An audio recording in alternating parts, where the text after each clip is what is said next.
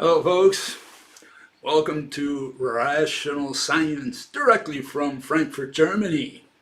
And today we have an exciting day. We're going to be talking about plagiarism.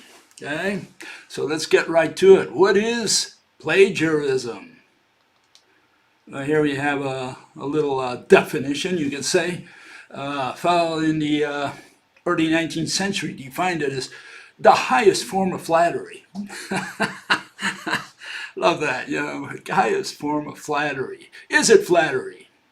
Well, let's find out. There's another opinion, and a fellow analyzer says, is that really flattery? And he gives 3 reasons for why plagiarism is not flattery. Here they are.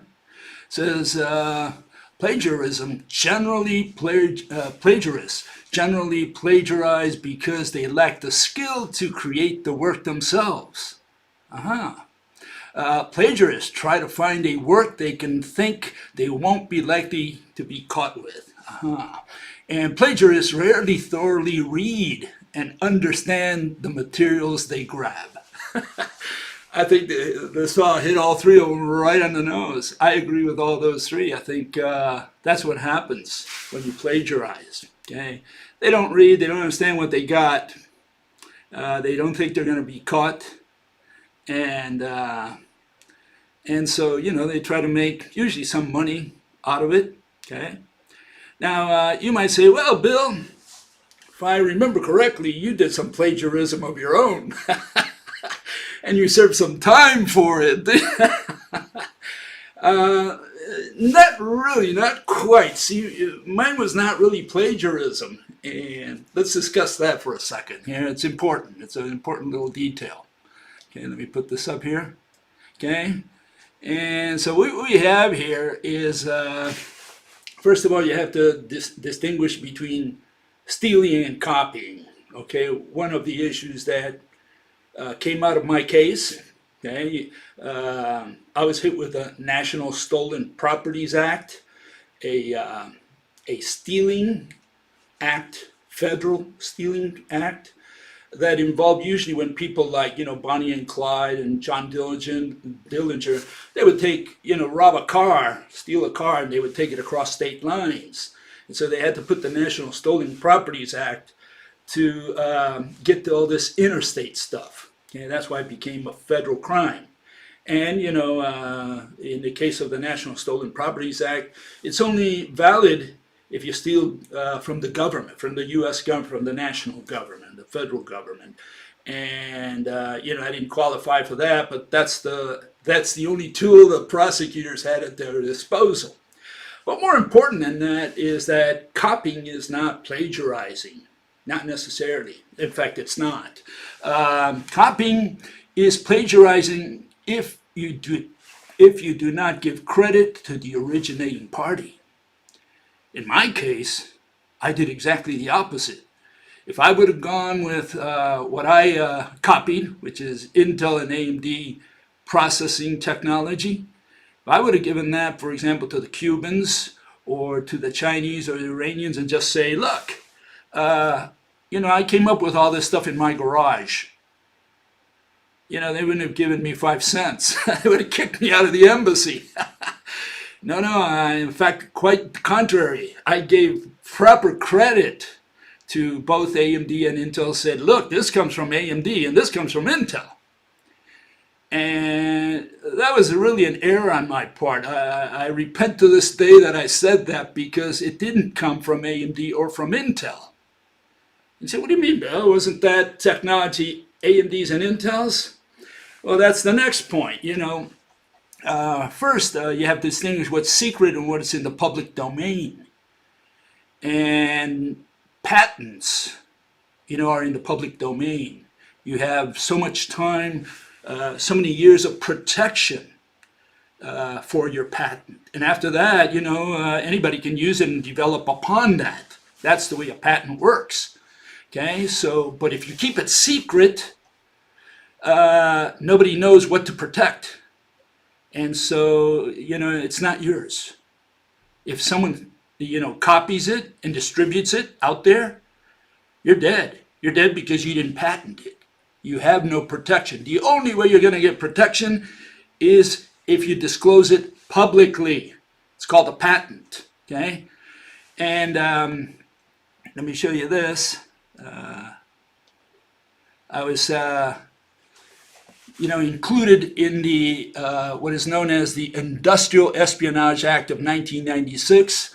Senator Orrin Hatch of Utah, he invoked my name, saying that, that I had given this stuff to China, Cuba, and Iran, okay, and that I was prosecuted for it, which is another issue, that if you, they don't do that with copyrights. You don't go to prison for copyrights, except me, but you get penalized in tort law. Under tort law, you have to pay with your pocket. That's how they punish you, okay? But the other issue is that Intel and AMD were not the owners. And again, because they did not patent, they did not disclose their processes openly, and so they had no protection from the government. And that's why they had to create that Espionage Act, because they wanted to protect something called trade secrets. Trade secrets. What do you mean, trade secret? I mean, a patent is public, not secret. And if it's secret, what are you protecting? I mean, it's like you come up with something in private, and you say, it's my secret, and I'm not going to disclose it to the world. And it turns out, someone close to you finds out about it and discloses it to the world. What recourse do you have? You didn't disclose it to the world. It's not yours. He took it from you. So that's why copyright law and patent law are out there, trademark law. All these laws are out there to protect that person who discloses his secrets to the world. That's the way it works, okay? And imagine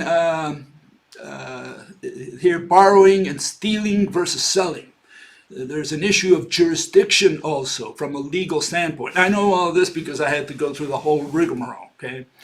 And it turns out that you borrow the car from this friend of yours, and he says, okay, here's the keys, and he'll let you borrow the car. It turns out that you take the car from New York all the way to California and sell it. You made $1 on his car. And the question is, where do you get tried? You be tried in New York because that's where you stole it, although it was an issue of borrowing that turned into stealing later when you sold the car, or should you be tried in California where you sold it? Where was the crime committed? And so you get into all these little details in the law, okay? And all this stuff applied in my case. And yeah, if you're wondering about good old Donald Trump there, that other fellow there, his name is Diego Suarez. I was asked by the Cuban government to turn him over to the CIA, which I did. And he's there with Mr. Trump. This is 1992. Okay, and yeah, you wonder about these things, okay? He was there with Mr. Suarez, who was turned over as a spy, working with Trump at, Mar-a-Lago and all that other stuff? Okay, whatever. Okay, so what are the advantages and disadvantages of trade secrets? Why did they put this law? Well, here are the advantages. Trade secret is not limited in time. Okay, you can keep it forever because it's a secret, right? Continues indefinitely as long as the secret is not revealed to the public. It's a secret, right? Whereas a patent is only in force for a specified time, after which others may freely copy the invention. Okay, so those are the differences there. Trade secret does not imply any registration costs, has an immediate effect, okay, does not require compliance with any formalities. It's a secret. It's yours. Okay, it's just yours. And does not imply any disclosure of the invention to the public. Okay. What are the disadvantages? Okay, here are the disadvantages. Others may be able to legally discover the secret, entitled to use it. Others may obtain patent protection for legally discovered secrets. And the trade secret is more difficult to enforce than a patent.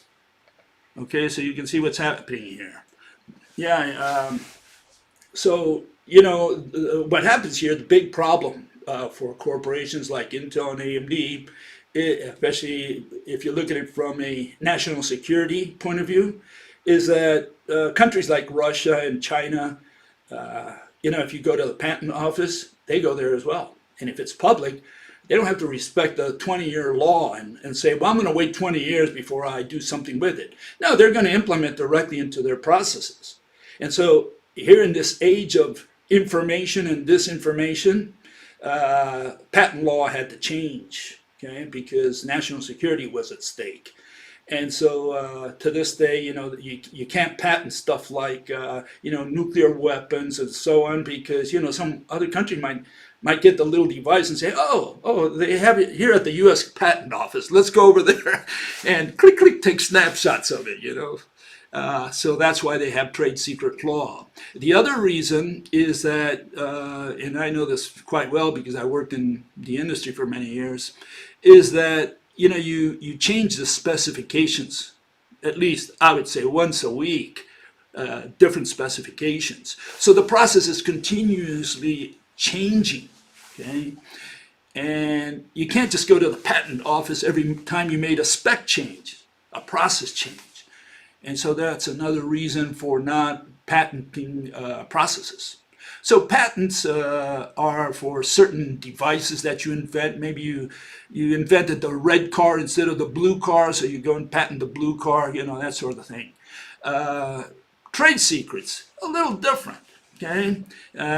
Those have to be handled in a different way, and that's why the law changed, okay?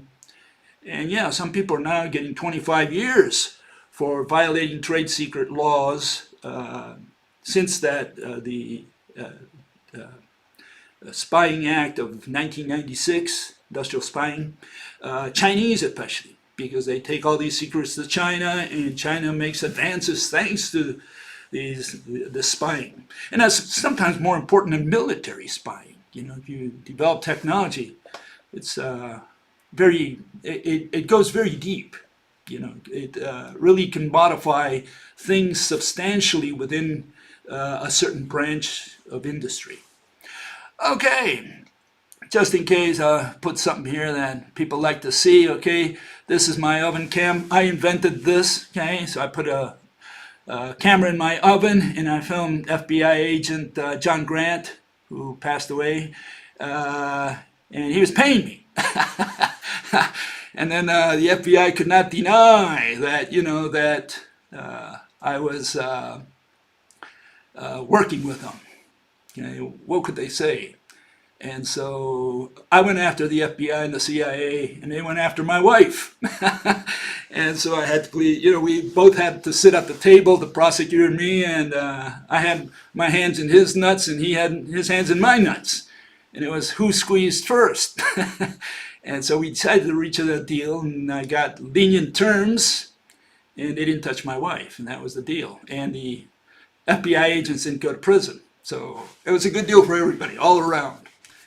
Okay, and for those of you who are interested also, there's a documentary on all that stuff known as El Crazy Che. It used to be on Netflix, now it's on Amazon Prime Video. Okay, so you can look it up there and you'll find it. Pretty good movie, Spanish and English, and I guess it's translated into both languages. Okay, so let's go back to this issue here. Let's put this up here. We have a problem because with plagiarism, because it has those things. It's not flattery. These people try to get away with something. They don't really understand what they took, and they don't think they're going to be caught. Okay, so and they don't have the skills to develop their own things. These are the problems with plagiarism. Okay, so let me put this up here. Okay, so what happened? Well, a fellow put a little thread in our Facebook page. We have a page called Rational Science, and he put this article there, and I looked at it and found out that there was this fellow. His name is Mickey Callahan, and he was there for a long time. I never knew much about him. Just whenever he came in there and discussed physics, I would talk to him, usually confront him because he had weird ideas. Okay? And so people come in there and you discuss physics because that's what I'm interested in. Okay? And so this fellow came in there, and I wasn't aware that for a couple years he had been listening and reading and then taking all that material and making his own website. And he took a lot of that material and claimed it as his, essentially. And that's what I'm going to go over now, okay? And so he does say in there, he does admit, he says, you weren't supposed to see this. And the only reason I got to see it is because there's this site that he has known as Demystifying Science in Facebook. And some of the members in our group also belong to that group. And one of these members, he took this article and put it in our group, and that's the only reason I found out about this fellow. Otherwise, I wouldn't have known about him or what he was doing out there. Had no idea he existed other than his participation in our group. Okay? So he comes in there, he puts that article. I started researching and I said, well, who is this fellow? Because I started looking at some of his stuff and found out they resembled very much like stuff that I have out there. Okay? And so I looked this guy up and find out that he's published an article. He's published several articles in Business Insider. And this is what they say. This gives you an overall picture of what this guy is up to. Him and this lady. We're a couple who was furloughed from our jobs, so we're using the time in self-isolation to turn our passion project into a viable business. Here's how we're making it happen. Oh, okay. And the lady, Anastasia Bendebury, and the fellas, Michael Shilo Delay, they go by those monikers, those also known as. She's going to be Nasty, and he's going to be Shiloh. Okay, we have Nasty and Shiloh, Nasty Shiloh. Well, if he's Shiloh, I think his grandfather must have been in the Civil War or something. Well, if he's Shiloh, I'm Bull Run. Okay, he's going to come up against Manassas Junction. That's what's going to happen here. And they say that together they run the Demystifying Science site. Okay, what is this all about? It says, we put our heads together and came up with strategies for getting published and getting paid. It's about money. It worked. In the first month, 17,000 people read our work. And they published that in April 16, 2020, almost a year to the day today. Okay, so they publish their stuff, which is good. I like young people to go out there and publish stuff, no problem. But as you can see, they publish girly stuff, testimonials, that sort of thing. And, a lot of people buy that. Most people buy that. In fact, they're not into science. People out there, they want to read testimonials, how to make money and that sort of thing. And that's what these people publish. Okay, fine. No problem. I congratulate them. Went on the other side. Give me a second here. Oh, sometimes falls on the other side of the wall here with my program. And so you look them up and you find this Demystifying Science in Facebook. Okay, about this group history says they were created in 2017, and they had their original name apparently was the Art of Rational Science, which is what we had. We didn't call it the Art of Rational Science. We called it I think Rational Scientific Method. Maybe at some point we called it Rational Science. Then they changed the name to the Art of Explanation, and finally they left it as Demystifying Science. Okay? So that was more or less the history of the group. It's got 5,000 followers. Comparison to our group, we have like 80 or 90 followers. We have very few. This fellow and this lady, they have a lot, okay? Or a lot more than us, you know. Okay, what concerned me when I looked up this fellow, when I looked at his website, their website, I guess they're a couple and they work together. And this is what offended me from the start. This offended me tremendously. They invoke people who are mathematical physicists. So here I'm going to look at their website. I'm going to find a lot of my stuff. I don't see my name anywhere. And instead, I see references to people in mathematical physics, which they apparently, look up to. And here's the first one. His name was David Lindley, okay, or is David Lindley. And who's this fellow? Well, this fellow is a censor. That's what his job was all his life. What he did was he worked for some of these magazines, these journals, and what he did all his life was censor people. And this guy, you know, he claims that, oh, it's the end of physics. This was an article written in, I think, the New York Times. And what does he talk about? Well, he talks about verifying by experiment, talking about such theories as Big Bang are plausible. Okay, he says that mathematics is the language of physics. He believes in the standard model. Why? Because it's based on experiments. And he says that the standard model explains what has been revealed by experiment. Absolutely not. Mathematical physics in its entirety doesn't explain anything. All they have are descriptions. In fact, they consider explanations outside the bounds of science. They consider that philosophy. And so when you try to publish something in one of these science magazines that this fellow ran, he was the director or editor-in-chief or something, they censor you. They say, look, we don't want to hear that quantum is irrational. We know it's irrational. We don't understand it. Or like Richard Feynman said, no one understands quantum mechanics. And so they don't care about physical interpretations. They don't consider that science. They consider that philosophy. And so you can't publish a different version of how this universe works, especially at the micro level, in the case of quantum, macro level, in the case of relativity. You can't publish anything along those lines. They will only allow you to publish equations.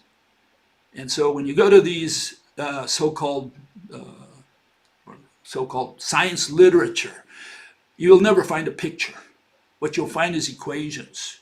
So you won't find mechanisms of how this universe works. You won't find a mechanism for gravity. You won't find a mechanism for light. You won't find a mechanism for magnetism or electricity. You won't find a mechanism for any of that stuff. Why? Because all they want to see is equations, descriptions, quantitative descriptions. And so, yeah, it's impossible to publish something in one of those magazines. If you don't publish there, the blogs won't read it, won't translate it for the masses, and nobody hears about your theory. So it's a way of doing shadow banning. You can talk all you like as long as you talk to the ocean, to the wall, you know. But they're not going to allow the public to listen to you. Okay? That's the issue. Okay, so this guy's just a censor. He's part of the establishment. And these people put him in fact, interviewed him in one of their podcasts. Okay, and they also glorify this lady, which I talked about a couple weeks ago. Her name is Sabine Hasenfelder. She works here a couple miles north of where I live. And she defected, they say, she defected from the mathematical physics camp. Absolutely not. She's a mathematical physicist, 150%. She does, what does she do? She does, dark angels, dark spirits. She does dark matter and dark energy. That's what she works on. That's what her group does. And what is dark energy? Well, dark energy is, you have this Big Bang explosion, so you have to believe in Big Bang to begin with if you're going to do this kind of stuff. They're saying that there was this explosion, everything's running away from ground zero. And they say, well, why doesn't gravity pull it back in? And they say, well, it's this dark energy, these dark angels that are pushing everything outwards. And that's what she studies. She's looking for dark energy and dark matter. So, no, she hasn't abandoned mathematical physics at all. Okay, so let's make that clear. And I made that clear, and you look up the video, I have a video on her. Okay, exposes the confusion of math viz in her book, Lost in Math. Well, again, it's like this other guy, Lindley, they say, oh, we talk against math, against these mathematicians. They talk against them, and then they immediately propose the same thing. They propose, what do they propose? They propose quantum mechanics and general relativity.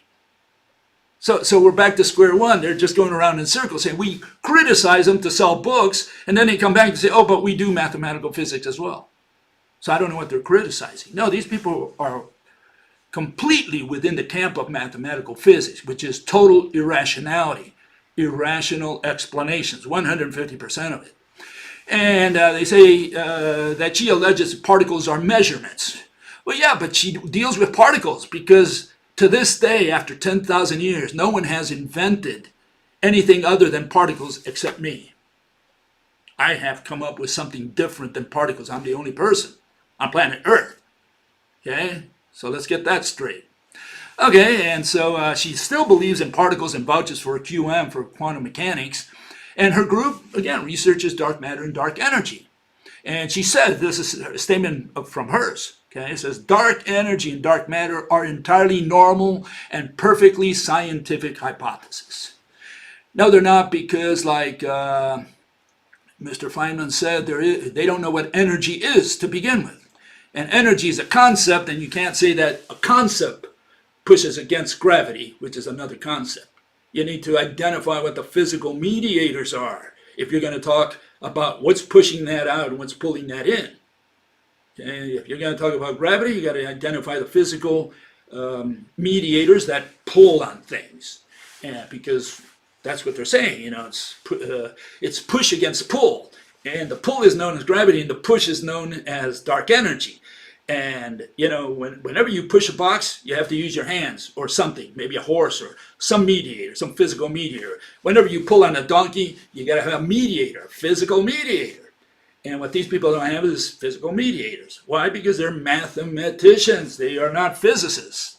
So that mathematical physicist thing, the physicist is too much. It's false advertising. That's all it amounts to.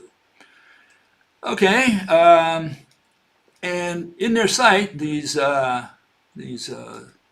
demystifiers, okay, they also mention this fellow, Ernst Mach, and they put a question there and say, what causes inertia? Okay, and it says Mach discovered the explanation to inertia. Well, did he? I mean, what's the explanation? In other words, what's the physical interpretation? For a physical interpretation, you need objects. And, Mach was not smart enough to figure out what objects were doing the pulling. And the issue is that Mach's principle says that, all the stars are essentially pulling on you. Something discovered really by Newton, because you have Newton's bucket, where you twirl a bucket that's hanging from a little rope. And if you twirl it with heavy water, right, and the water will go up the sides. And so the question is, what's pulling on that water? And so Newton himself realized that's something outside of the earth. You're pulling against something. Like when a skater rotates, why do their arms go outwards? Well, because you're being pulled by the stars. How can the stars pull on you if they're so far away? Well, maybe you're connected, physically connected to the stars. Maybe that's the answer. And of course, Ernst Mach had a notion and intuition that we were pulling against the stars, but he says, I don't see anything between my fingers and the stars. And that goes to this observation issue that we've been discussing lately. Yeah, you cannot observe that which is invisible and intangible. You can't run an experiment to elucidate what is invisible and intangible. The only way to approach that is through thinking. You do a thought experiment. You visualize and try to imagine how Mother Nature could be doing this with physical objects that are intangible and invisible. That's how you do it. So Mach never discovered that. In fact, you look at the Wikipedia and it has this note in there about Mach. He just said it like, in passing. It's not like he wrote a paper on it or anything. He says, one of the best known of Mach's ideas is the so-called Mach principle concerning the physical origin of inertia. This was never written down by Mach. He never wrote this down, but was given a graphic verbal form attributed to Philip Frank to Mach himself as, when the subway jerks, it's the fixed stars that throw you down. There you have the synthesis of Mach's principle. And the guy who made Mach famous on this issue was Einstein, because he used the same notion. He says, we're being pulled by the stars, and then he came up with space-time and all this other stuff that all the mathematicians in those days were discussing in their meetings and so on. And so they continue in their site, in Demystifying Science, they say, the only explanation for gravity is that all atoms are pulling on you. Okay, but see, they didn't attribute that to me. They attributed to Mach. They say he came up with the explanation. Now, the explanation is when you put a physical object in there, when you have interconnectedness. And until you have physical interconnectedness, you cannot talk about pull of any kind. Okay, so it's interesting that these folks gave credit to Hasenfelder and to Lindley and to Mach, and probably to other people in their site, but they didn't mention me at all. Big omission. Okay, so I go to Shiloh's page. That struck me, because he says that you need objects to do physics, and they have to be objects that exist, because physics apparently has something to do with objects and with existence. And so they go in there and they have a page where they analyze these two words, okay, and this is what they say, okay. Says, what does it mean for something to exist in physics? Well, that's a subject right down my alley. So the word exists is central to many, if not all, scientific discussions, yet is almost never defined unambiguously and then utilized in such a consistent fashion. I'm going to make the case. He's going to make the case. I see. Yeah, thank God someone did, okay?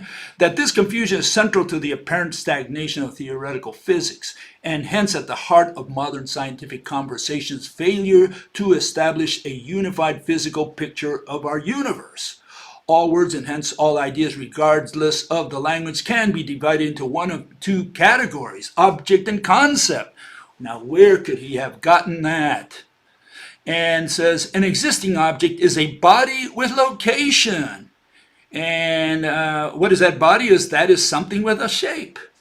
Okay, so, I heard of all this before. I wonder where he got all this. Okay, and it says, a concept, on the other hand, is merely a relationship between what? One existing object and another, or an additional concept. Wonder where he got the notion of concept. Why would he talk about concept in the context of this conversation?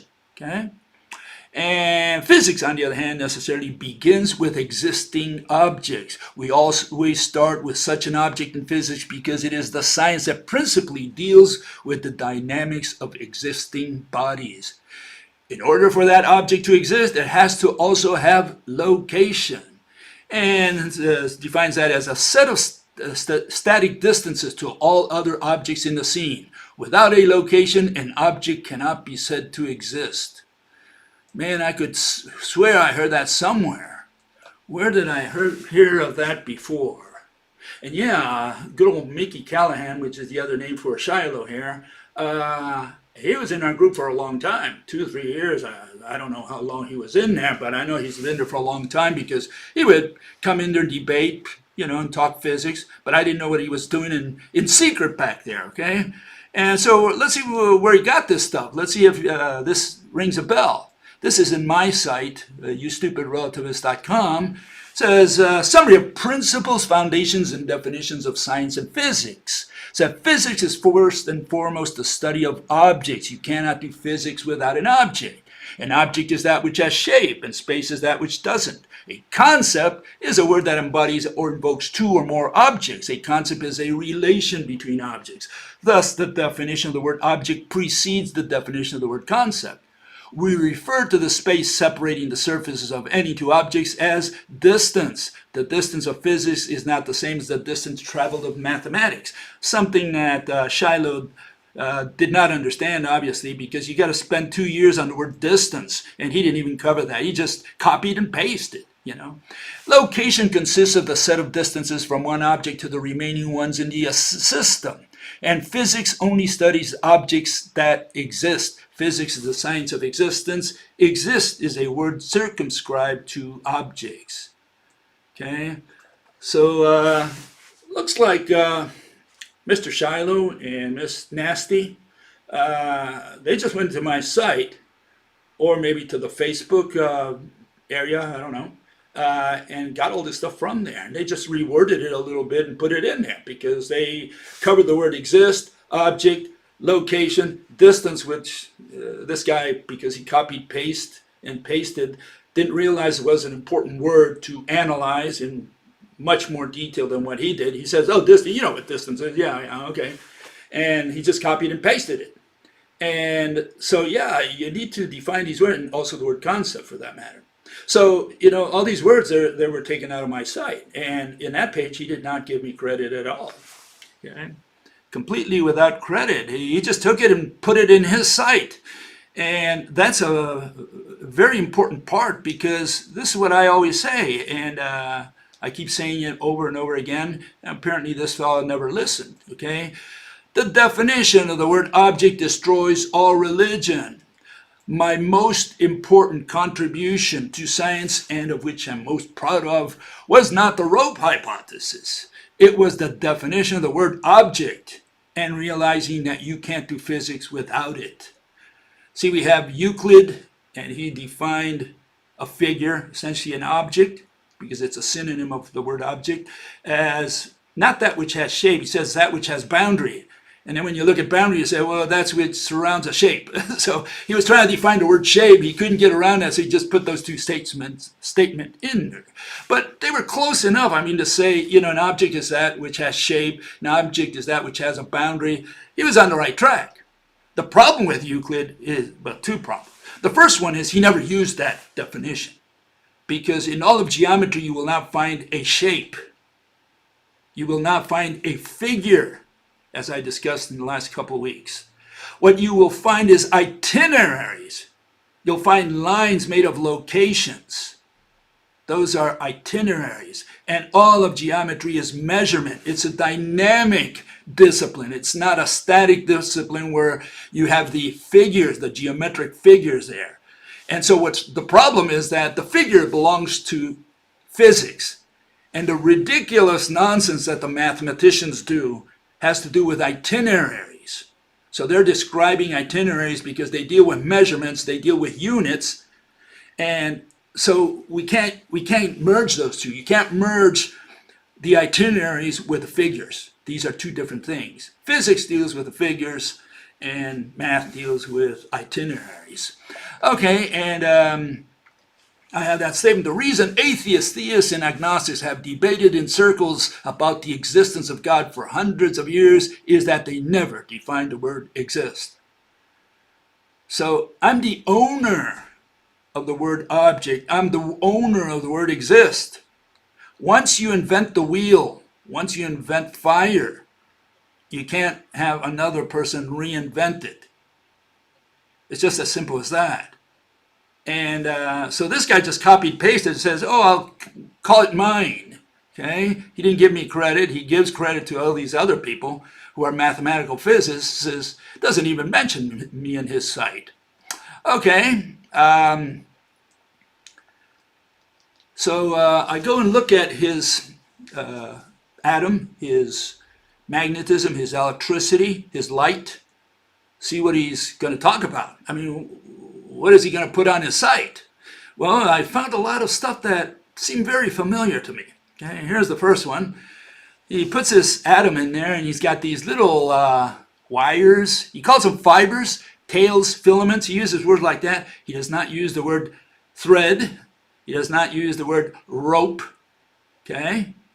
And but that's what he's going to illustrate, and he's going to call it something else because he says, well, you look at a rope, and it's got these links.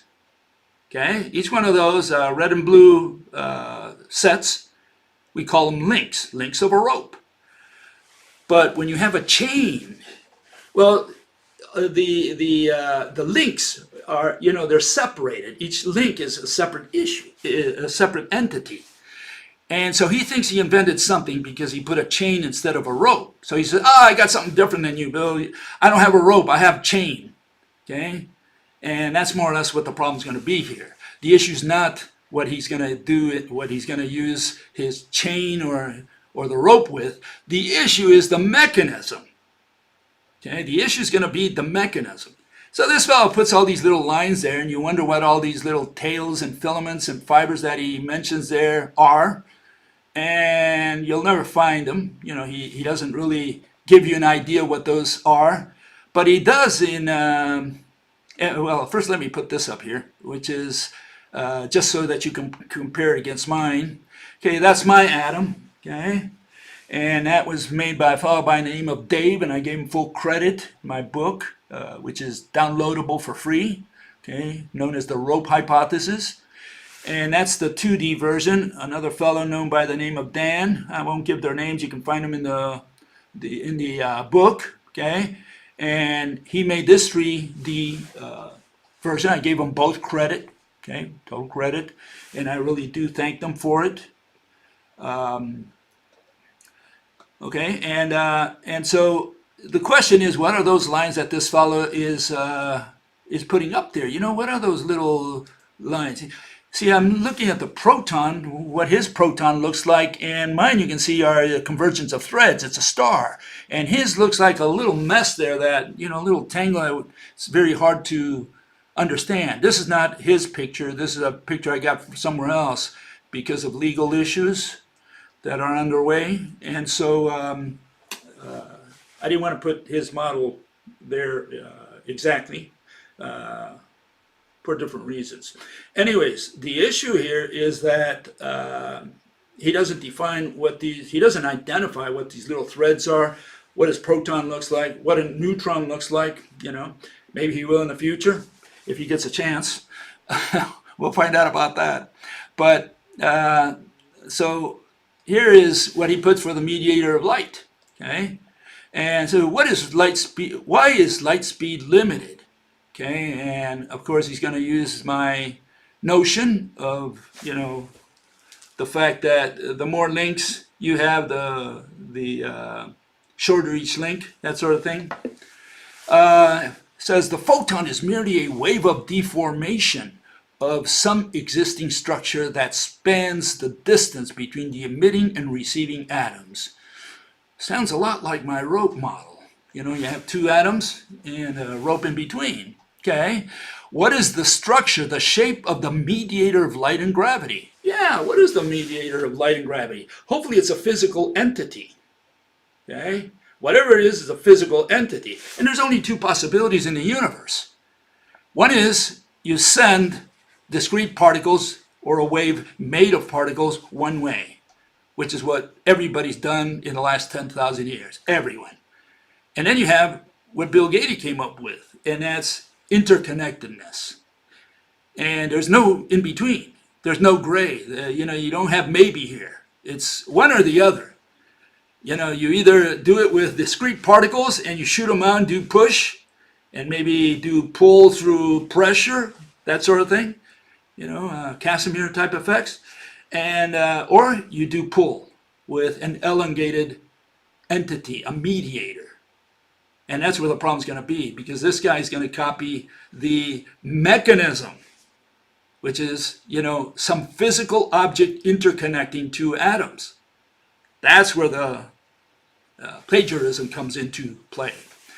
Seems absolutely necessary to explain light and gravity in terms of deformable what? Mediating material between the terminal atoms. Now, who came up with that? Did he come up with that? Material between the terminals of atoms. And it turns out that, that he says that an object is that which has shape. But this is what this fellow comes up with next. He says that light is not an object. And this is what he proposes, I guess, these little links, I guess. I don't know what you call them. I guess I'll call them links for lack of a better word. But he says the fabric of existence clearly has the shape of atoms and the innumerous interconnection between them. Interconnections? Where did he get interconnections? That there's a physical entity interconnecting atoms. Where did he get this notion? Mechanism by which it deforms, rearrangement of hook loop subunits. Okay, so he created those links. He thinks that's different. Okay, it is a little different, yeah, for sure. I'm not going to take credit for that, for sure. Light isn't an object, he says.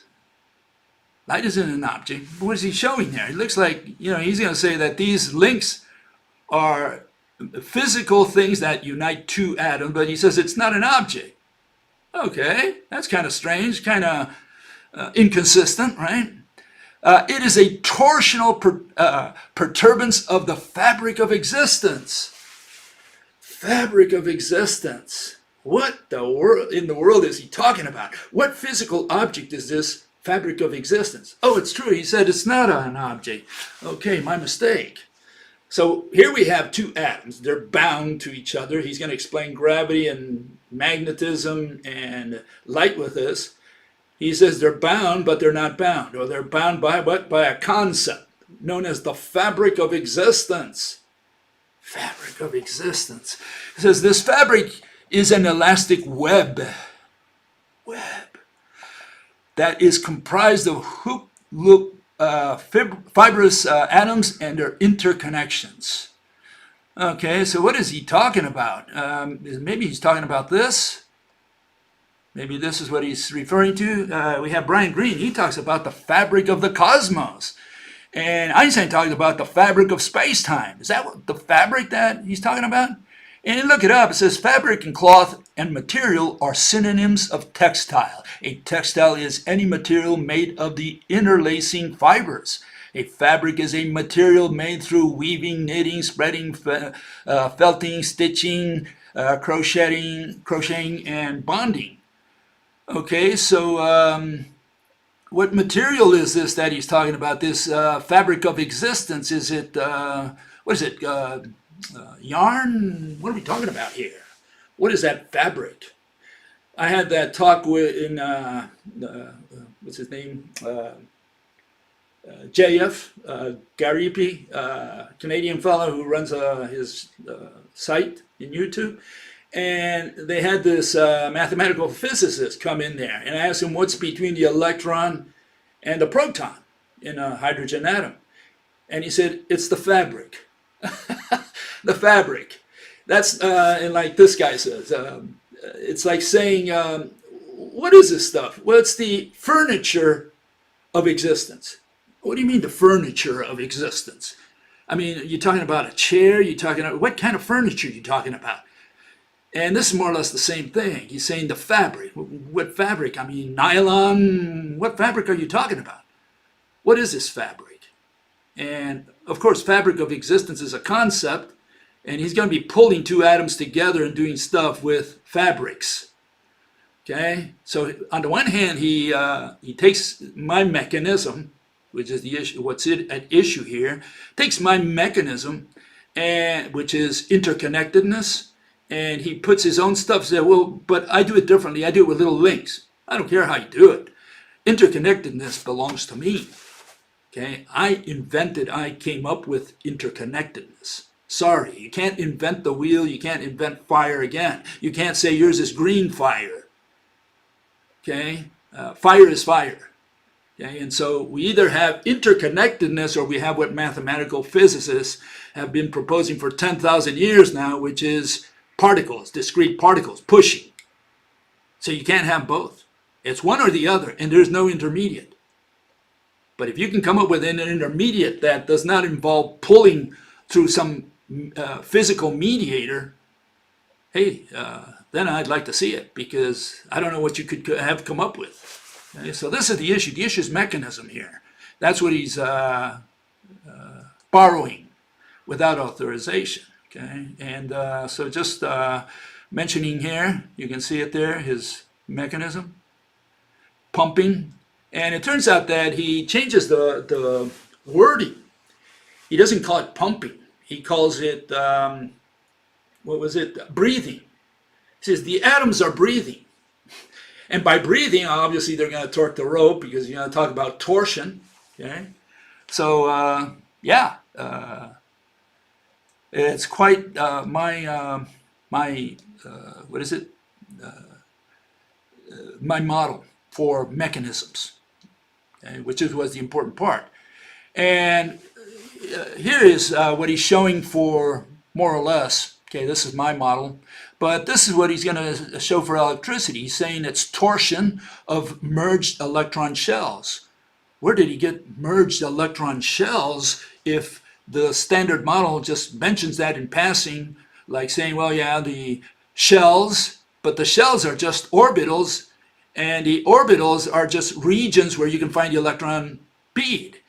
And this guy turns them into physical objects, which is where he got that from me. He says they're membranes. He's going to merge these membranes, and then he's going to twirl them around like I did there and say that electricity is the torsion of all these merged shells. Okay, so again, you borrow that, I guess, from my site, okay, and or from Facebook. You know, the Rational Science, Rational Scientific Method site. Okay, and so how does he do attraction, magnetic attraction? Well, he does it this way, which is, you know, you have all these threads moving around. If they move in the same direction, well, they interlock and they pull the two wires together. And that's essentially what he's explaining, except that he's going to say, well, I do it with these little wires or whatever he's got there that he puts in by hand. You know, we don't know what these wires are, what this fabric of existence that's twirling around is. He says that the electron shells are fuzzy and they extend to infinity. You know, a bunch of nonsense, but the mechanism is the issue. The issue is that when you have this mechanism, it goes like that. That produces pull, and that's what he's copied. And what does he do for repulsion? Well, he does this. Puts this up there, essentially. Okay, this is the repulsion. If you have one going clockwise, the other one going counterclockwise, the threads, well, they push each other away. And that's my mechanism, which is the important part. And he does it with these little wires, these little, I don't know what they are. For lack of a better word, I'll call them, fabric of existence. He's got the fabric of existence twirling around, you know, all over the place. But he says they're objects, which they aren't objects. You know, they're objects, but they're not objects. You know, light is mediated, not mediated by an object, he says. It just pulls two atoms together by concepts, I guess. So here's the only two possibilities, okay? You either do math phys, discrete particles, or you do the rope model, interconnected atoms. That's it. There's no third possibility. And this fellow, apparently he studied physics or biology at the University of Columbia. Supposedly he got a PhD, even though he doesn't seem to be able to know how to reference. You know, you would think that a guy who studied physics would, at that level, at the PhD level, would at least know how to reference things, you know, give proper credit. He doesn't do that. He just completely bypassed the references. And he does, if he studied, you know, either physics or biology, well, he should have learned that model there. In fact, he taught physics at the high school level. And so he should have taught the mathematical physics, the discrete particles version. So where did he get the rope model, the one where we have interconnectedness? Whether he does it with little links or little fabrics of existences or whatever, it doesn't matter. But he's talking about interconnectedness. That's where he commits his plagiarism. especially when he doesn't give any credit whatsoever. Okay, and so one fellow put the real reason that this Demystifying Science group is up there, and it's for this. He says, he made a comment, said, I think the Demystifying Science audience are more concerned about trying to acquire your credit card details. Yeah, totally in agreement. This guy's not into science, he's into business. Okay, it's not like me. I have a passion for physics. I have a tremendous passion for these things. I don't do things for money. And that's the difference between me and so many other people out there. You would say, well, Bill, don't you have a Patreon page? Yeah, the Patreon page, first of all, I don't think I could live 2 days with what I get from Patreon, Patreon page, I put it up there, so it's a token. It's a token of your appreciation to keep the program alive. That's all it's for. I wanted to leave it to, to 10 cents, but Patreon wouldn't allow me. They said the minimum is $1. So that's what I put up there. And it's interesting that when I created my Patreon page, one of the things that you got to answer is, when do you think you reached your goal? Some people say, well, I want to make $1,000 per month, 2,000, 3,000, whatever, And I put it there immediately. I said, I've already reached my goal. One person gave me $1, and that was my goal. As long as I have $1, I'm going to keep the program running. And I have generous people there who give a little more than $1, and I thank them.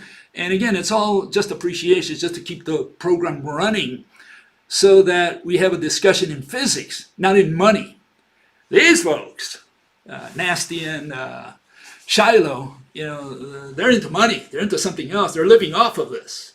Okay? So this is a little different. Okay? And yeah, a lot of people fall for it because they see some of this flashy stuff and they say, oh, I like that. They don't even know what they're staring at. They don't know what questions to ask. And that's what this channel is for. Here we get to the bottom of things, believe me, and we don't skirt questions. You can put whatever questions you want in my site. You can cuss my mother if you want. I don't care. You want to come here, we'll discuss physics. That's what this site is for. And I have a passion for physics. Just like one time I had a passion for communism. And that passion faded away. And I had a passion for atheism. And that faded away as well. But I don't think this one's going to fade away. I think I'm going to die with a rope model. And I have a passion for physics. So this site is not about making money. This site is about physics, about real science.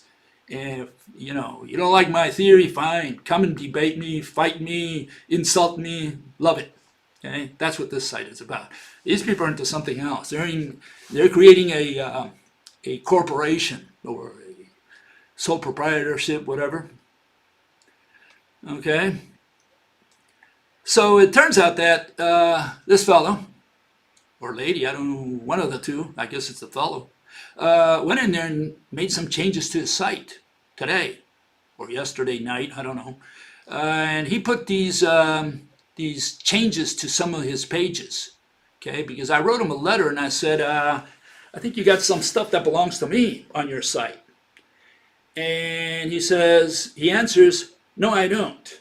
But if you can find something that in the literature out there that I published that belongs to you, or I guess in his site, he would gladly correct it. And he went in there and corrected these on his own, okay? Well, unfortunately, it's a little too late. Okay? He's been running with this for 2.5 years, I think, or 3 years, behind my back, putting this stuff in his site, creating his little empire there. And he changed the names of things. He could have called them threads. He could have called them ropes, whatever. No credit. He never used those words. He changed the same concept. He just called them wires. What was it? Fabric of existence. He gave them all these fancy names. And again, not knowing the difference between an object and a concept. But even worse, he put these like saying, oh, I fixed the problem. See, I put your name in there in my site, in at least 4 of these sites. Well, the problem here is he doesn't know how to give credit. He doesn't know. I mean, supposedly he's a PhD, right? And you would think that a guy like that would at least have learned the basics of how to give proper credit. And he doesn't. He dilutes it. He says, look, I give credit to all these people, and my mother and my grandfather and my great-granddaddy who fought at Shiloh, okay? And, you know, he puts a whole bunch of people in there like, I owe it to all of these people. No, no, no, no. The word object belongs to me. The word exist belongs to me. I was the one who defined those. And the rope model, interconnectedness, in other words, belongs to me. And pull belongs to me because there is no pull in mathematical physics. Just like the, theory of extinction. Mass extinction in the past belongs to me. The overturning of the population pyramid belongs to me. Okay, I have a lot of stuff that belongs to me because I put them in a book, which I published in 1998. This is the second version of it. It came out in the year 2000. Okay, and I have, this is my registration for it. Let's see if I can put it here. Okay, certificate of registration. Okay, that it's registered in the United States. Okay, and I changed that color to black because I became a racist against white people. You know. And so I changed it from white to black, and so now the cover is black. But, and that's the 4th edition there, that's the one that's out there now, and that's been out there since the year 2008. So I've had this stuff on, you know, out there for a long time now, 20 years, okay, it's been out there. And so what's the issue? The issue is he gives credit to a whole bunch of people, like saying, well, I put you in there with this whole group. And he mentions Fat Fist, who was one of the first people to buy my book. Fortunately, he is now no longer around these days.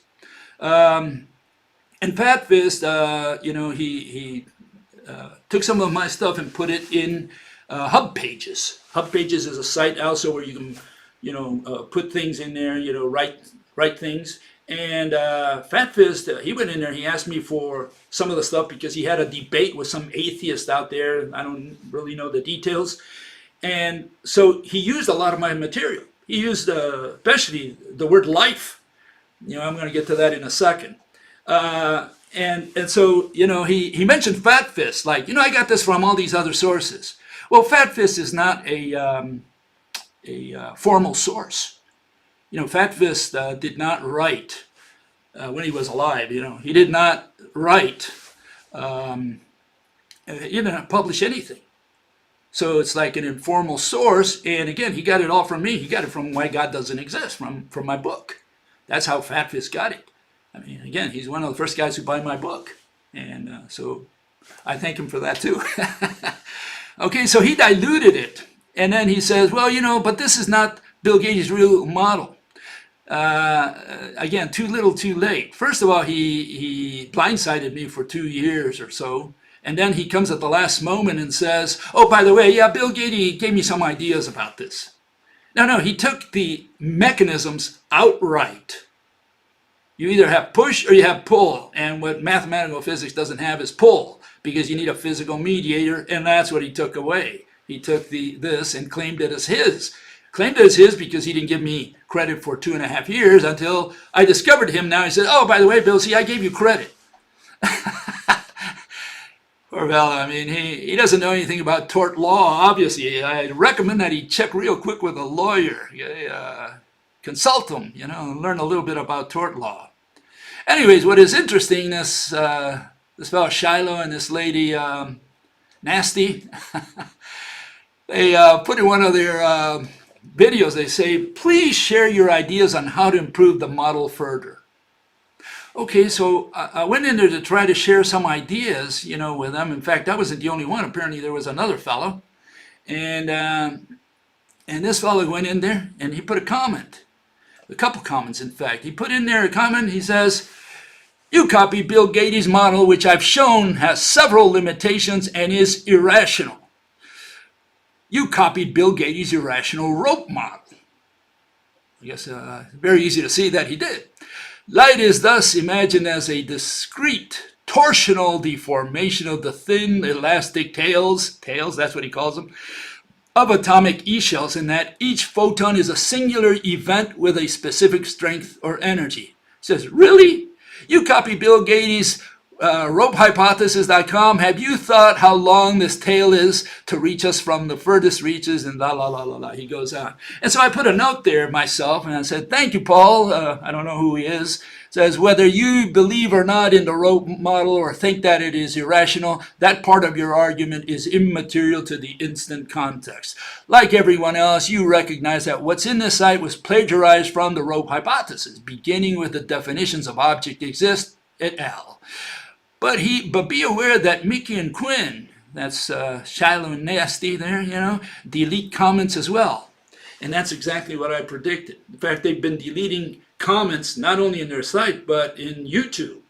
And so they're asking for contributions to please help us, with suggestions on how we can improve the model. Well, we're trying to get in contact with them, but they're deleting the comments.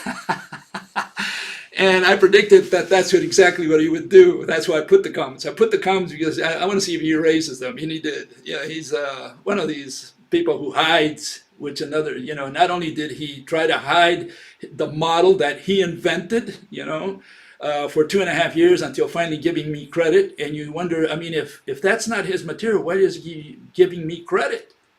Why did he decide in April 11 or maybe April 10 to give me credit if I don't deserve the credit?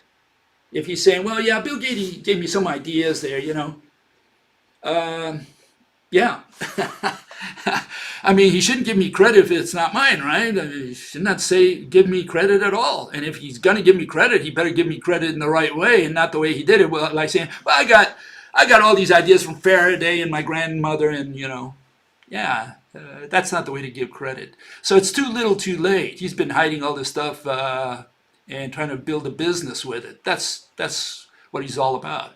Him and his lady friend there. What do they call them? They call them these days partners. My partner, they say. Incidentally, you know how you know if you're married? Because I define that as well. No one has ever defined the word marriage except me. So listen carefully before these two fellows steal that from me as well. How do you know you're married? Okay? And I have a little experience. I've been married 45 years with the same woman. Love her, she's great. And how do you know if you're married? Is it because you love her, like I love my wife? Is it because you have a certificate that says I went before the judge and swore that, forever and ever? No. So listen carefully. I'm going to give you the definition of marriage.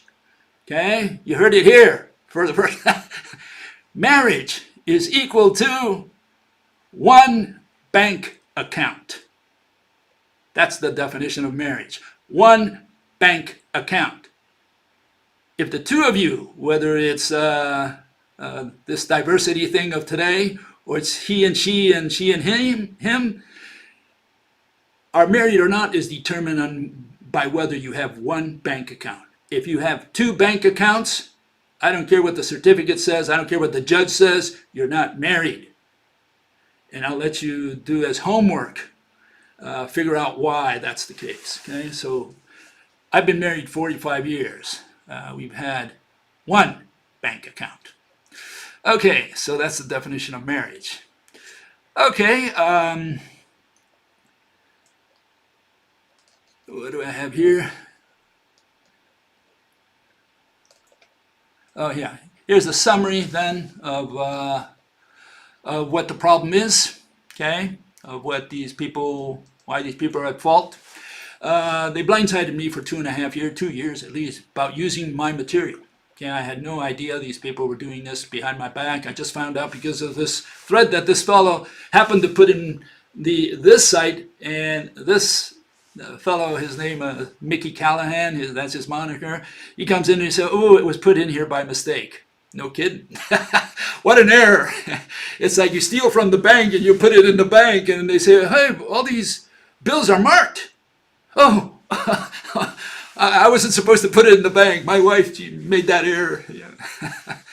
Okay, they deliberately changed the language. They don't use the word thread and rope so they wouldn't be detected. They use these other words. Okay, so, I never picked up on that. Nowhere on this Demystifying Science site is my name referenced, despite that there were many references to other individuals. Okay, they just put the references today or yesterday night, I don't know. And why did it put my name in there if I don't deserve the credit? If I deserve the credit, why put me in there with Faraday and with all these, and Fat Fist and his grandmother and who knows who else? I mean, is that the way to give credit? Say, I got it from all these people. I got it through my upbringing, from my professor, and I owe my, what's he giving, a speech on why he got a Nobel Prize? What is this? And outright plagiarized the relevant mechanisms. That's what he plagiarized. And these are just some of them. I only included 4 in here. He merged the electron shells that spin in situ to produce electricity. Okay, what I call my serpentines. The parallel live wires attract and repel due to physical mediators extending from atoms. I call them threads. He diluted that and gave them a different name. Light consists of a torsion of a DNA-like rope-like mediator. Well, it's a mediator. It's a physical mediator. And that's what he's putting in there, but he's saying, well, it's the fabric of existence that's in there. So again, he doesn't understand the word object. Why? Because he copied and pasted whatever he saw there. He said, oh, this sounds nice, and he put it in there. He doesn't understand the word object to this day. He doesn't know the difference between an object and a concept.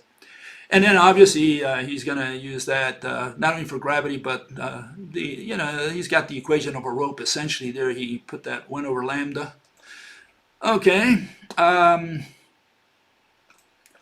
Let's see if I think it's this one. Okay, so these are the things that belong to me. Okay.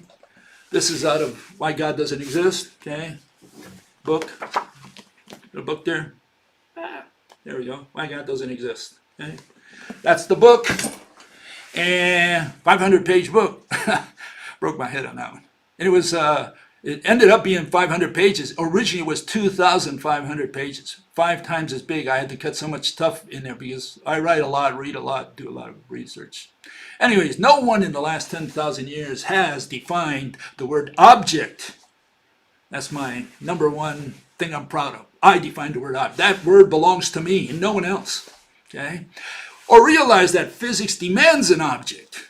You're going to give a physical interpretation, which is what science is about, which is what physics is about. You're going to give an explanation of a mechanism. You need objects. Sorry. And no one ever figured that out. Never even realized it, that you have all these intangible, invisible objects out there that you cannot touch or see that are mediating all the transactions that Mother Nature runs daily. No one ever defined the word exist. That's why atheists, theists, and agnostics go around in circles. And I used to be an atheist, so, I kind of slapped myself. I didn't figure this out until later. That atheism is the religion of mathematics. All these mathematicians, they say, oh, I'm an atheist. I don't believe in God. You're not going to believe in God in the 21st century. No, I believe in space-time, and I believe in Big Bang and creationism, and I believe in all this nonsense that was shoved down my throat in my quest for my PhD. That's what they believe in. So they come up with all this nonsense. Why? Because they don't follow the correct scientific method. And what fails with atheism is the scientific method. In science, in physics, we do not say, I believe in God. In science, we do not say, I don't believe in God. In science, we do not say, I don't know if God exists or not. I think I'm going to run an experiment to find out if God exists or not. And still, I always doubted whether God exists or not. No, none of that belongs to science. In science, we say, let us assume that God exists. Because God can only be an assumption, a hypothesis. And a hypothesis is not a theory. Hypotheses are the objects and the definitions you present at the beginning of your theory. Then you can explain what God did. You can say, this is how he created the universe. Fine, you can talk about anything you want. But first you got to present God.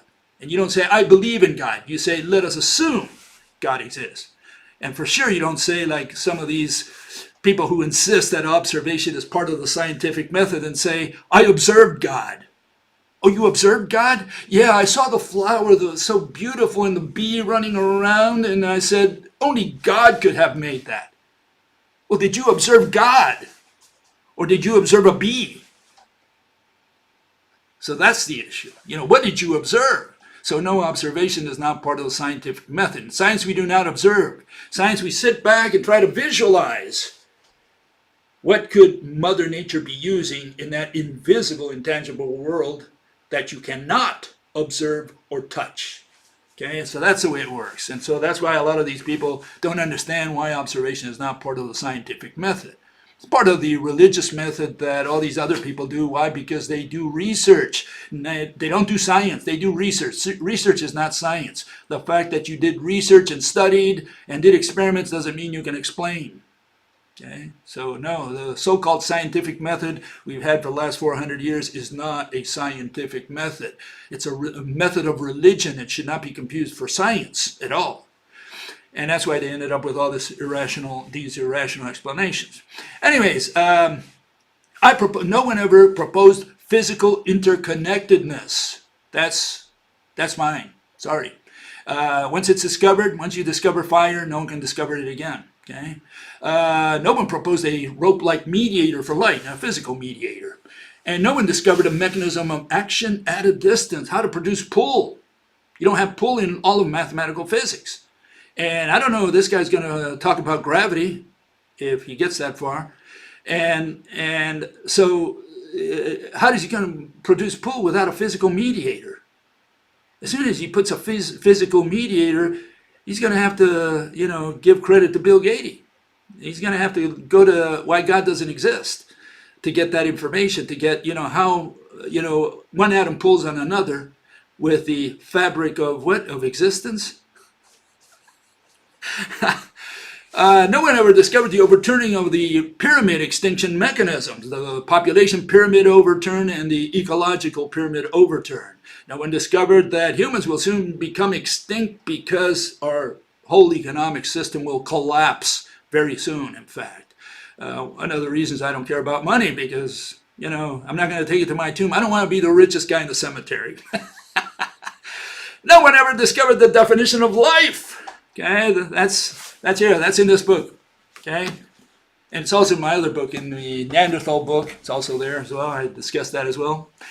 Anyways, until Why God Doesn't Exist, which was published in 1998, okay, everyone did physics with one-way particles and one-way waves. For the first time, we have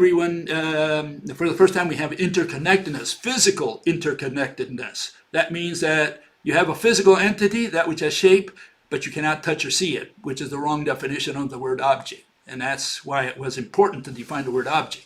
And then until 1998, until my book, everyone did physics by moving concepts around. And they still do. In fact, this fellow talks about what? The fabric of existence. As I love the fabric of existence. It's a way of eluding the question. That's what this mathematical physicist did. He went in there and said, ask him what is between the electron and the proton. He says, a fabric. Fabric of what? What is a fabric? What the hell is a fabric? Yeah, that's what they do. They elude the question by putting these words. They think they answer the question. But here's the epilogue, okay? And refers mainly, I think, to his Frau, this nasty girl, okay? And she puts in her site, in that Demystifying Science site, what is life? Okay, and says, well, she goes through all this rigmarole mentioning a fellow known as Thomas Gold. And this is what she studies. I guess she follows or thinks that this guy knew something about something. And in the end, she says, what is life? We don't know what life is. We'll continue investigating for the next 2,000 years to find out what life is. Well, all I can tell her is she should go and visit Fat Fist's Hub Pages site. And Fat Fist, he got that from Why God Doesn't Exist. And he tells you what the definition of life is. Here you have these PhDs. They're all biologists. They claim that they're biologists because they warmed a seat at the university for 10 or so years. And they say, oh, I'm a biologist. Oh, why are you a biologist? Well, because I got a PhD. Uh-huh. Well, you know, William Lane Craig, he's got a PhD in divinity studies. What kind of PhD is that? That's garbage. You know, I clean my nose with that. You know, he might think, oh, I'm a doctor. Doctor in what? Doctor in God? In the belief in God? Is that what his PhD is in? It's worthless garbage. And if you don't know what life is, and biology is the study of life, then you're not a biologist. I don't care how many years you warmed a seat in college. Okay, it's just as simple as that, straightforward. No runaround. And here, these people claim to be biologists, doctors, because they have a PhD, and they don't know what life is. They're still trying to find the definition of life. And they'll be looking for it forever because, I mean, we had biology, what, maybe 200 years now at least? Even more. I mean, you could go all the way to Robert Hooke, who did micrography in 1665. He looked through the microscope, started looking at these little things that were moving around in there.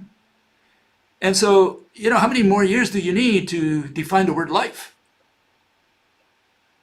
And until you do, you're not a biologist. Because a biologist is the guy who studies life, and you don't know what you're studying. You know, so this is the issue. The issue, all these people, they have these PhDs and they don't know what they're talking about, just like the mathematical physicists. They think they're talking about something and they give you the most ridiculous explanation that they can find. They say a particle can be at two places at once.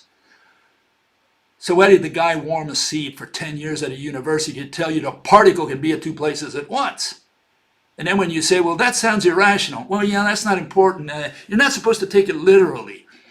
That's the kind of answer you get. And you wouldn't have that computer if quantum weren't right and that kind of thing, you know. Those are the answers you get. Yeah, and they run the world of science.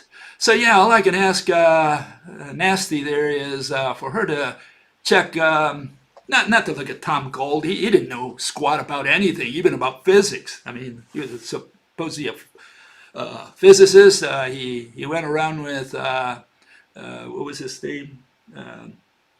Fred Hoyle, who came up with a steady state theory, and he didn't know squat.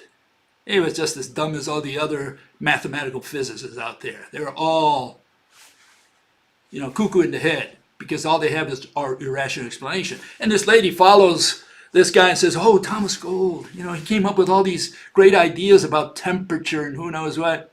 He's not a scientist. Not a scientist at all because he doesn't follow the scientific method. Okay? He doesn't know how to define words. And no mathematician out there has ever learned how to define words or realize that you have to define words as the first step of the scientific method. That's where all these people fail. Okay, anyways, that's the story there. You know a little more about plagiarism now, hopefully. Let me get into some of the questions, some of the comments people made on first on extinction. Okay, not too many questions today because I was busy looking up this couple from Oregon. Okay, it says if money disappears, all of the food disappears at the same time because food is money. No way. You can't, because see, this is the difference between a city-born person and a guy who was born in the jungle. Person who was born in the jungle or an animal that was born in the jungle, he doesn't trade food. One thing you don't trade is food. And people don't understand that today. They have a hard time understanding, what do you mean I don't trade food? You know, if I like bananas and the other guy likes apples, and I have an apple and he's got a banana, well then I'll give him my apple and he gives me a banana. It's straightforward. It's win-win. We both win. This is the mentality of these people. This is the mentality. This is what they've been brainwashed with. And so you can't tell them, look, you're not going to give him your apple. You're going to kill him and steal his banana. That's the way a lion works out there. A lion doesn't go with the, hyena and say, oh, you got deer and I've got this little gazelle. I would rather trade trade you, my gazelle for your deer, because the deer is a little bigger, and you like gazelles, don't you? I mean, they taste better, and so they do a trade-off. No, it's not the way it works. Believe me, it's not the way it works. The lion's going to try to kill the hyena and get him out of there, and he's going to take both. He's going to take the deer and the gazelle if he can. That's the way it works out there. And when we were hunter-gatherers, for most of our existence, 90% of our existence, we didn't trade. And how do you get that through people today in a world that everything relies on trade? They don't know anything else. And then when you say, look, someday we won't have trade because someday in the past we did not have trade, they don't understand that. They say, no, we always had trade. We traded, seashells for mammoth. This is what these people have. This is what these people believe. No, you don't trade food. When food is the only thing of value, you don't trade food. Animals in the wild, they all understand that. Unfortunately, all these people who think they're intelligent because they're humans, I doubt some of them are human, but they don't understand that. It's something that they lost that intuition. We've been so brainwashed by trade that people believe that we can't live without trade, and we will never live without trade because it's in our self-interest. This is the way they see it. They don't realize that food is a little more self-interest than trade, but they don't understand that. How do you get that through their heads? Okay, here's another one. What does he say? He says, if the economy collapses, the military will blah, blah, blah, blah, blah, blah, blah. No, the military won't. There won't be any military, because when the economy, not if, but when the economy collapses, it's guaranteed the economy is going to fall apart. When the economy collapses, not because I'm predicting, like some people say, I'm not predicting anything. That's not a prediction, okay? So try to understand. I went to the future, I'm looking back at how humans died and found out that they died because money disappeared. The economy fell apart. Why? Because all other animals also, they had their extinction happen when their economies disappeared. That's the mechanism. It's got nothing to do with predicting, but people don't understand that because, well, you're talking about the future, aren't you? Yeah. No, I'm talking about the past. I'm explaining a mechanism, but they don't understand that either. Okay, anyways, if the economy collapses, the military will. No, the military won't.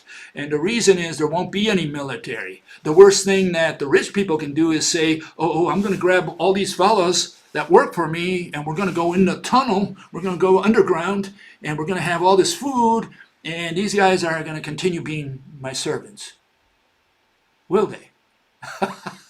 I think the first thing they're going to do is kill the old guy who's rich, and they're going to keep the food because that's what's going to keep them alive. Maybe they're going to kill each other as well until one guy survives, and that's the guy who stays with the booty. That's what's going to happen. Now, there won't be any police, there won't be any courts, there won't be any military. When the global economy collapses, a soldier has no allegiance to anything, not even country. And those who do, well, they're mistaken. And mistake costs you your life. Now, you got to fight for your own salvation there. Maybe your family or whatever is dear to you. So you're going to use that gun for something else. You're not going to use it to put order out there in the streets. You're going to use it to rob. Just like the soldiers in the Soviet Revolution. 1917, they went out there and they used the guns not to kill people. They went in there to get their share of goods. That's how it happened. Okay, my grandmother went through that. Interesting.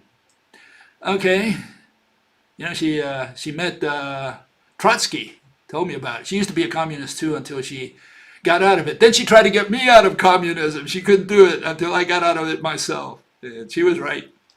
I was wrong.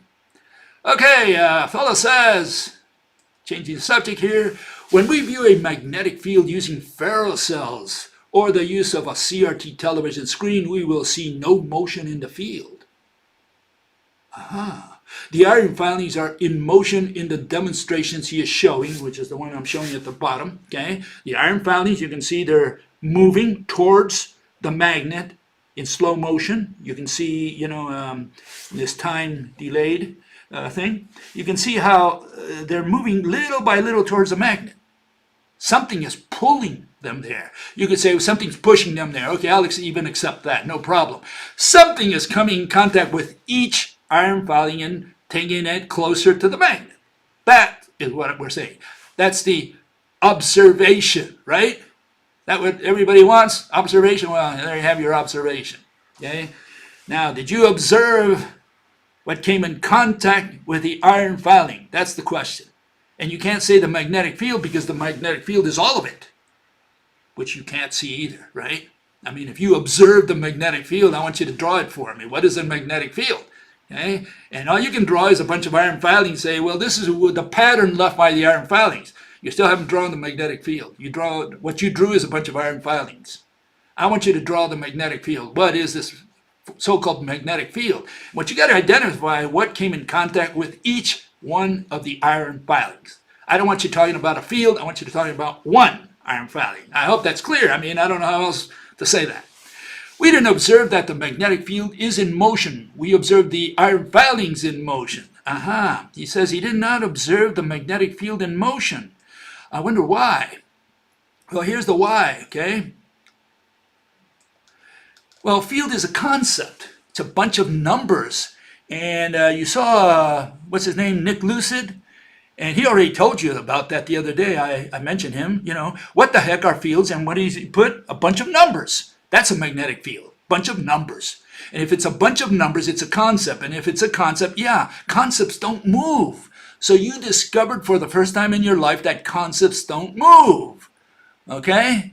It reinforces the notion that observation is not part of the scientific method, because this guy says he observed iron filings in motion and that didn't help him at all because he doesn't understand the question. He doesn't understand what he's got to look for, what he's got to answer. What he's got to answer is what came in contact with each individual. What are those tiny iron filings? What pulled it? What pushed it? What came in contact with the skin of the iron filings? That's the question. And hopefully it's not a field, which is what covers the whole magnet.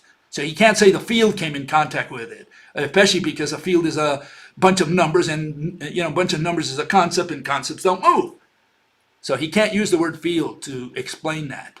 Okay, Faraday and Maxwell both said, okay, that there is matter in motion inside a region they called magnetic field. So you have to identify that matter that is in motion inside the magnetic field. And you can't say charged particle, like he says there, the charged particle in a magnetic field. There's no physical object called charged. Charge is a number. It means 1.6 times 10 to the minus 19 coulombs. That's what charge means. Okay, charge is a number. Okay, and then you can't use positive or negative because that's not a physical interpretation. What does positive mean? What does negative mean in physical terms? And yeah, you can ask, what's his name?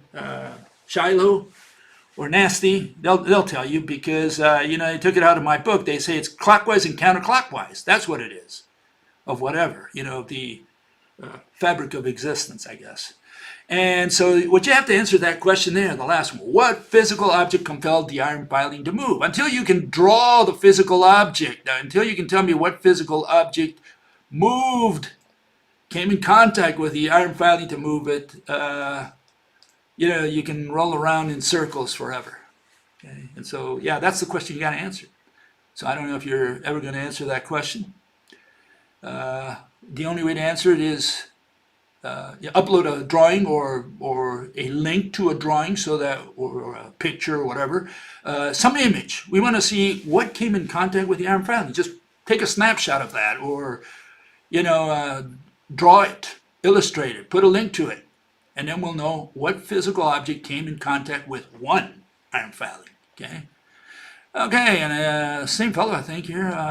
Again, not too many questions today. I was busy with something else, investigating this gentleman. And it says, take one magnet and measure the magnetic field strength. Okay, I don't know why I have to measure the strength, but let's continue. Now clap your hands. Okay, clap my hands. Good. And use your voice within a few feet. The needle will not move. Okay, good. Now put one magnet on one side of the meter and the second one on the other, facing each other in attraction. Measure the magnetic field strength. I don't know why. Okay, I'll measure. If that's what he wants me to do, I'll measure. The needle doesn't move. Okay. However, if you clap your hands or do different tones with your voice, the needle moves in different amounts at different tones. We have just put a magnetic field in motion. No. What we put is a needle in motion. Okay, so here's the $1,000,000 question. What physical object came in contact with a needle and compelled it to move? Everywhere he says, the needle will not move. The needle will move. He's talking about a needle. Where did he get the fact that the magnetic field moved? What is a field? We just saw what a magnetic field is. What was it? A bunch of numbers. Okay, so you can't say that the field moved. Okay. And so what is a field? Let's find out, because this fellow thinks a field is a physical object that moves. First he said it doesn't move, now he says it does move. There's a field for you. A bunch of numbers that are vibrating, that are moving. That's what a field is. A field is just a bunch of numbers. And what they say, when they say that the field vibrates, the field moves, what they're moving is a bunch of numbers. Okay, this is the notion mathematical physics has. This is the explanation they have. And of course it's a ridiculous irrational explanation that everybody learns by rote in college or high school. Okay, and so here are the definitions of fields. And again, that shows you that it's not a physical object, because if you can define it, it's not an object. Objects we point to and name, we draw, we have an image in front of us, and you don't have to define it. But they define a field, and they say it's what? A region of space. That's out of the dictionary.com. And another one that you'll find in Wikipedia, a physical quantity. Well, I don't know about physical. There's no such thing as a physical quantity. I don't know on number 5 that is physical. Okay, physical means that it has shape, that it has, that it's an object. And 5 is a number. It's a counting. That's all it is. And so a quantity is not a physical object. Neither is a number. And so if a field is a number or a region, neither one qualifies as a physical object. You cannot say that a field moves. Okay. And I like the one at the Stack Exchange. They try to answer as best as possible. I mean, these are all PhDs, so they have no clue about anything. Okay? It says a field is a function that returns a value for a point in space. Fields are not matter. And I consider substance an unfortunate word to use in a definition. Yeah, because they never define the word substance, and mathematicians are not concerned with substances. They're concerned with numbers and equations. But he says, but they are part of the universe and they are part of physics. Well, if it's a number, how can it be part of physics if physics deals with physical objects? What they are is the aggregate effect. That's what it is, an effect of the exchange of virtual particles. And what are virtual particles? Numbers. So we have virtual numbers that pop in from the void, governed by quantum field theory, in the case of electromagnetism, or the effect of the curvature of space-time in the case of gravity. Now, it is very easy to get hung up on this. Is it real or not? Is it a real or not thing? And most people do for at least a while, but please just put it aside. Yeah, they don't want to talk about existence because they never define the word or have any idea what existence means. It says, when you peer really hard into the depth of the theory, it turns out that it is hard to say for sure that stuff is stuff. And I like the final comment there. The line says, and round we go. Yeah, no doubt. It looks like we're going round and round in circles. And that's from the Stack Exchange. And they will not allow you to put anything in there. You can only put in there if you are, master's degree and above. And if you subscribe to the mathematical method, which they call the scientific method. And if you put equation, then they'll allow you in there. But if you go in there and talk about qualitative stuff like, what is a field? They say, it's a irrelevant question. We don't care about that. And we don't know if it exists because we don't know what a substance is. We don't care about that. So how can they talk about fields if they're going to say that a field moves a charge or moves an iron filing if they're not going to define or talk qualitatively about what a field is? So yeah, field is not a physical object. And that's the problem with this fellow. He thinks that a field is a physical object, and he says, well, the field moved it. Or like he said at first, the field doesn't move. Yeah, a field doesn't move because it's a concept. And if a field moves, oh man, you better go see a doctor, or maybe you should lay off the booze because it means you've overdone it. Okay, another issue here. Fellow says, let us assume that only consciousness exists and that all objects are concepts. So my answer is, let's assume instead that you are going to define object and concept so that we can understand what you're talking about. And you can always check with Shilo and Nasty, and they'll put you up to date on what an object and a concept are, so you can visit their site. Demystifying Plagiarism. Okay, here's another comment, question. Says, oh yeah. The model of the atom is nothing more than a concept for visualization. He says it's the flow of energy involved with mass oscillation. The illusion of space is empty. He says the densities are creating that. Okay, not connected to time. He says that, space is not connected to time. But Einstein showed that space is something connected to time.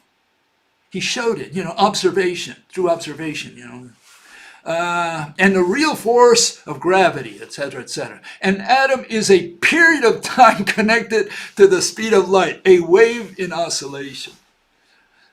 My poor God, poor people. Really, you got to pity them. Mother Nature was not kind to their brain. And they think they're smarter than the animals. That's the worst part. And he continues, I'm not going to read all of this because it's too long. I've underlined a few things, what this guy thinks science is. He says mechanical things we build work better. So that's technology. He talks about knowledge, has nothing to do with science. He talks about measurement. He talks about shown, in other words, observation. He talks about measurement. He talks about confirmation. Confirmed to whom? To the Pope. He talks about certainty. By whom? Who's certain of it? Is it you? Is it the Pope? Who's certain about it? The Dalai Lama? Confirmed time has a symmetry. Confirmed to whom? And again, all these things, observe, confirming, and all this stuff.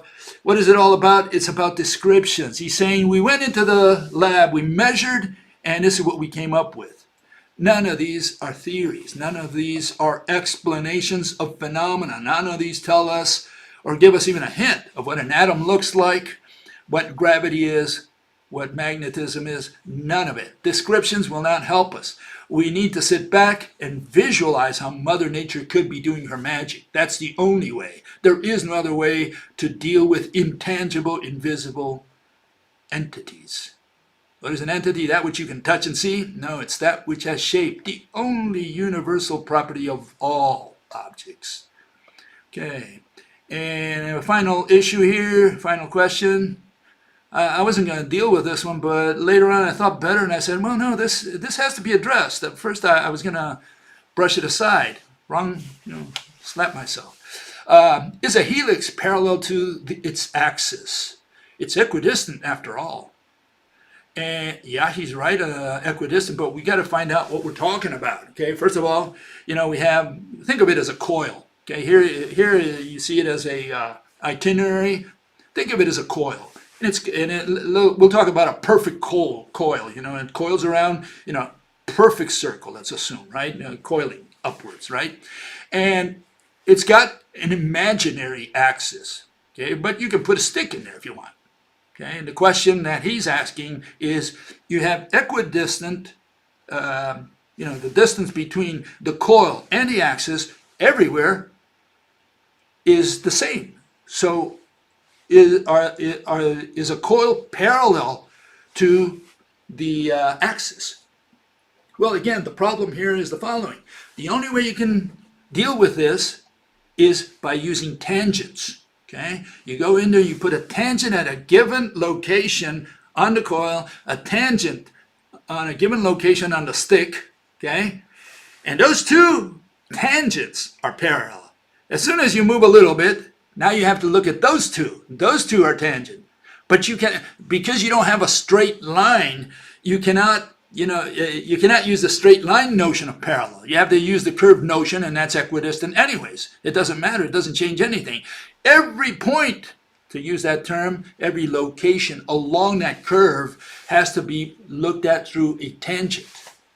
So you're only comparing two locations and drawing an imaginary tangent. Those two tangents are what are parallel. Okay, and that's even true for the notion we have today of geometry, which is, you know, parallel lines, even though they're curved, they're still parallel as long as they don't meet.